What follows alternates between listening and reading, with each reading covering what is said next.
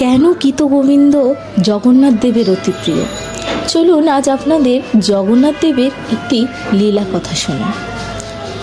জগন্নাথ দেবের পরম ভক্ত জয়দেব গোস্বামী রচিত গীতগোবিন্দ জগন্নাথ দেবের অত্যন্ত প্রিয়।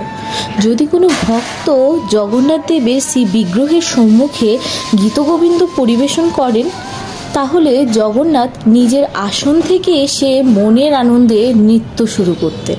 একদিন এক মজুরি মাটি খনন করতে গিয়ে এক বিষ্ণুশিলা প্রাপ্ত হয়, কিন্তু সে জানতো না যে এটি ছিল বিষ্ণুশিলা। তাই সে বাজারে গিয়েছিল তা বিক্রি করার জন্য। অনেক সময় সে অপেক্ষা করার পর এক মুচির নজরে পড়ল সেই পাথর। সে ভাবল পাথরটা গোল এবং অনেক শক্ত আছে, তা আমার জুতা সেলাই করার কাজের জন্য খুব উপযোগী হবে। তাই মুচি 1 টাকা দিয়ে সেই পাথর খরিদ করে নিয়ে যায়। সে পাথরটি তার দোকানে রাখে এবং যখন জুতার মধ্যে লোহা লাগানোর প্রয়োজন হয় তখন সে ওই শিলার উপর রেখে জুতায় লোহা এবং সেলাই করে।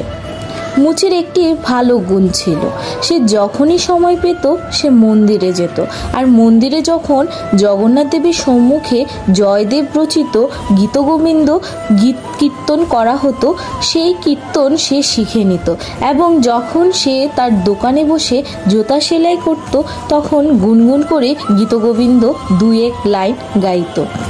একদিন এক ব্রাহ্মণ মুচির দোকানের পাশ দিয়ে যাচ্ছিলেন। হঠাৎ তার নজরে সেই বিষ্ণুশিলা মুচির দোকানে দেখতে পেলেন। ব্রাহ্মণ পাথরটি দেখে চিনতে পারলেন যে এটা বিষ্ণুশিলা, কিন্তু তিনি খুব কষ্ট অনুভব করেছিলেন যখন দেখলেন মুচি জুতার মধ্যে যখন লোহা মারছে তখন সে বিষ্ণুশিলার ওপর জুতা রেখে লোহা মারছে। খুব ব্যথিত হৃদয়ে ব্রাহ্মণ মুচির নিকট গিয়ে বললেন, আপনি এই পাথর কোথায় পেলেন? মুচি বলল, আমি বাজার থেকে তা কিনে এনেছি। আপনি কি তা বিক্রি করবেন যদি আমি এর উচিত মূল্য আপনাকে প্রদান করি? উত্তরে মুচি বলল, দেখুন ব্রাহ্মণ ঠাকুর, আমি আমার কাজের জন্য এ পাথর কিনে এনেছিলাম, আমি বিক্রি করার জন্য তা খরিদ করিনি। এখন আপনি একজন ব্রাহ্মণ, আপনাকে আমি এভাবে নিরাশ করতে পারি না। তবে আপনি যদি আমায় 1 টাকা বেশি দেন তাহলে আপনি এ পাথর নিয়ে যেতে পারেন, আর আমি অন্য একটি পাথর কোনো এক সময় কিনে নেব। ব্রাহ্মণ ঠাকুর মুচির প্রস্তাবে রাজি হয়ে গেলেন এবং 2 টাকার বিনিময়ে বিষ্ণুশিলা নিয়ে নিজ গৃহে ফিরে এলেন। ভগবান বিষ্ণুর মন্দিরে তা পুণ্য স্থাপিত করলেন। ব্রাহ্মণ ঠাকুর রোজ রোজ বিগ্রহের পূজা অর্চনা করত, ভোগ নিবেদন করত, ভোগ আরতি গাইতেন, ভগবানের উচ্ছিষ্ট প্রসাদ গ্রহণ করতেন। এভাবে ভগবানের সেবায় যুক্ত থেকে এক প্রকার প্রসন্ন ভাব অনুভব করতেন। একদিন রাতে জগন্নাথ দেব ব্রাহ্মণ ঠাকুরকে স্বপ্নে দেখা দিলেন। জগন্নাথ স্বপ্নে ব্রাহ্মণকে বললেন, হে ব্রাহ্মণ ঠাকুর, তোমার ঐকান্তিক সেবায় আমি তুষ্ট হয়েছি, কিন্তু আমার মনে আনন্দ পাচ্ছি না। ব্রাহ্মণ দেবতা বললেন, প্রভু আপনি অন্তর্যামী, আপনি বলুন আমার সেবায় কি এমন ভুল করেছি আমি? স্বপ্নে ভগবানের দুর্লভ দর্শন পেয়ে চোখের জল আর ধরে রাখতে পারলেন না। 2 হাত জোর করে প্রভুর চরণে নিপতিত হলেন এবং গদগদ স্বরে বলতে লাগলেন, প্রভু হে জগৎ পিতা, আপনি বলুন আমার সেবায় এমন কি কমতি ছিল যার কারণে আপনি আনন্দ খুঁজে পাচ্ছেন না? তখন জগন্নাথ দেব বললেন, হে বিপ্র, তোমার সেবায় আমি তুষ্ট হয়েছি, কিন্তু আমার পরম ভক্ত জয়দেব কর্তৃক রচিত গীতগোবিন্দ কীর্তন আমার অত্যন্ত প্রিয়।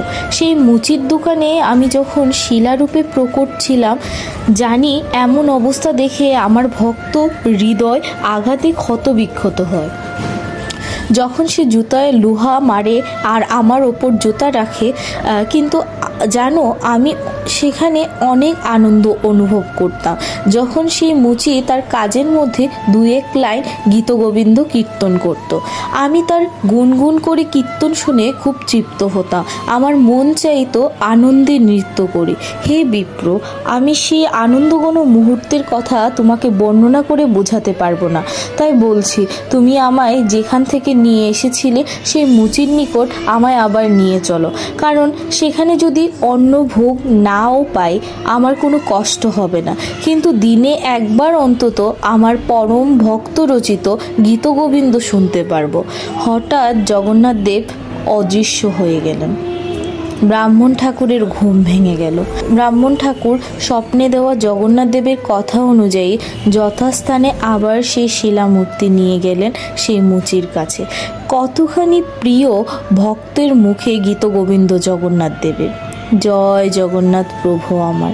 যদি আপনাদের জগন্নাথ দেবের লীলা কথাটা ভালো লেগে থাকে তাহলে বেশি বেশি শেয়ার করুন এবং জগন্নাথের লীলা মহিমা সকলের মধ্যে ছড়িয়ে দিন। জয় জগন্নাথ।